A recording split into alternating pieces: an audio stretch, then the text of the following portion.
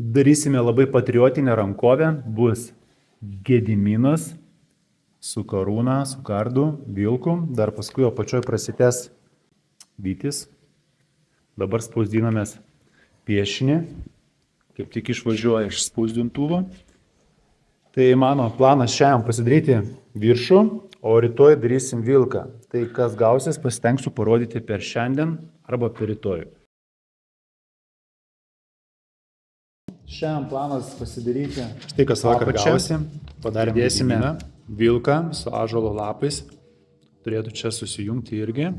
Viršų vakar iki galo dar nespėjau išdirbti, tai jau kaip nugis viską išdirbsiu, jau detalizuosiu. Baltą spalvą sudėsiu karūną, dar gal ekstra detalių pasidarysiu.